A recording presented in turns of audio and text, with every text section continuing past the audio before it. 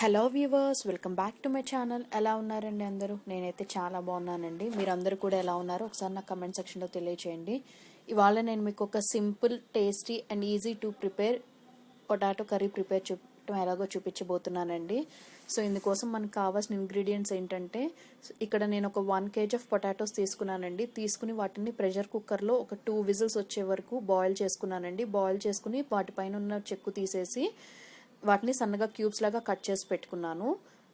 చూసారు కదా, ఇలా ఈ ఇంచు సైజులో ఉంటే సరిపోతుందండి పొటాటో పీసెస్ అనేది. మీరు మరీ ఎక్కువ విజిల్స్ రానిస్తే అవి బాగా ముద్దగా అయిపోతాయి. సో 2 విజిల్స్ అయితే సరిపోతుంది.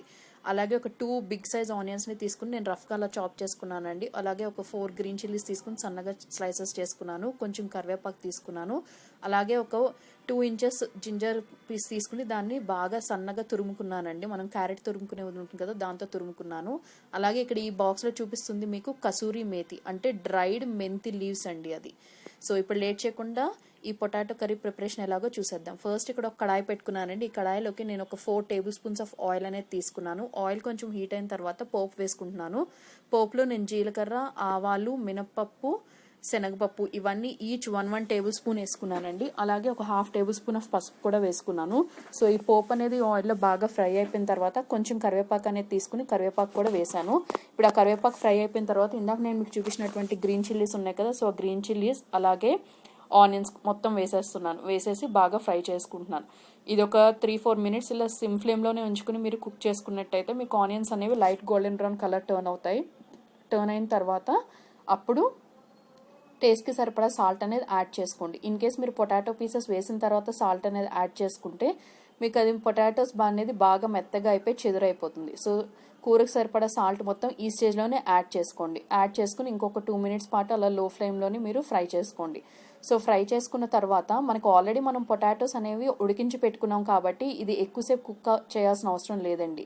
సో తీసుకున్న పొటాటో క్యూబ్స్ మొత్తం వేసేసాను. సో వేసేసి మీరు గెరిటతో చాలా నిదానంగా తిప్పండి. మీరు కనుక ప్రెషర్ ఎక్కువ ఇచ్చి తిప్పినట్టయితే పొటాటో పీసెస్ అనేవి చెదరైపోతాయి అనేది గుర్తుంచుకోండి.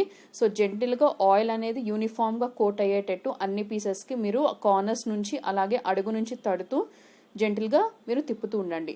సో పొటాటో పీసెస్ తిప్పి ఒక ఫ్యూ మినిట్స్ ఫ్రై చేసుకున్న తర్వాత తురిమి పెట్టుకున్న అల్లం ఉంది కదా, అల్లం అనేది దాని మీద వేయండి.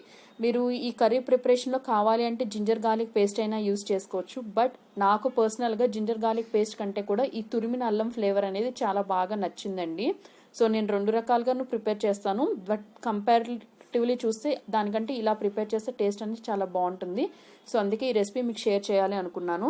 సో అల్లం తురుము కూడా వేసిన తర్వాత ఒక 2 minutes పాటు బాగా జెంటిల్గా మీరు మిక్స్ చేసుకుని కుక్ చేసుకోండి. సో ఇప్పుడు టేస్ట్కి సరిపడా కారం, రెడ్ చిల్లీ పౌడర్ అనేది యాడ్ చేసుకోండి. సో మీరు ఎప్పుడు కూడా పొటాటోస్ని మీరు బాయిల్ చేసుకుని కుక్ చేసుకునేటప్పుడు చాలా జాగ్రత్తగా మీరు కుకింగ్ అనేది చేయాలండి. మీరు కరెక్ట్గా కుక్ చేస్తేనే మీకు ఆ ముక్కలు అనేవి విరిగిపోకుండా మీరు ఎలా అయితే బాయిల్ చేసుకున్నప్పుడు వచ్చాయో పీసెస్ అలాగే ఉంటాయి. సో దానివల్ల కర్రీ అనేది చూడటానికి అట్రాక్టివ్గా ఉండటమే కాకుండా చాలా బాగుంటుంది కూడా. సో ఇప్పుడు ఈ కసూరి మేతి ఉంది కదా, ఈ కసూరి మేతిని మీరు కొంచెం హ్యాండ్స్లోకి తీసుకుని 2 అరచేతుల మధ్య పెట్టుకుని ఆ పామ్స్తో బాగా అలా ప్రెస్ చేసుకుంటూ ఉండటం మూలంగా అది రుద్దుతూ ఉండండి. రబ్ చేస్తూ ఉంటే మీకు అది ఒక పౌడర్ లాగా అయిపోతుంది, ఒక కోర్స్ పౌడర్ లాగా. సో ఆ పౌడర్ని మీరు ఫైనల్గా ఈ కర్రీ ప్రిపేర్ అయిపోయింది, స్టవ్ ఆఫ్ చేసేస్తాము అని అనుకున్న స్టేజ్లో మీరు యాడ్ చేయండి. సో వేసేసి ఒకసారి బాగా జెంటిల్గా మిక్స్ చేయండి. నేను ఇలా ఈ కసూరి మేతి అనేది ఈ కర్రీ ప్రిపరేషన్లో 2 batchesగా తీసుకుని 2 సార్లు అరచేతుల మధ్యలో తీసుకుని నేను రబ్ చేసి వేసానండి. సో ఇప్పుడు ఫ్లేమ్ అనేది నేను టర్న్ ఆఫ్ చేసేసుకున్నాను. సో టర్న్ ఆఫ్ చేసేసుకుని ఒకసారి బాగా జెంటిల్ మిక్స్ చేసి నేను ఒక సర్వింగ్ బౌల్లోకి డిష్ అవుట్ చేసేసుకున్నాను. సో ఎలా అనిపించింది మీకు ఈ రెసిపీ? మీకు కనుక నా రెసిపీ నచ్చినట్టయితే do like it, share it and do subscribe to my channel. Thank you all for watching my video. Have a great day.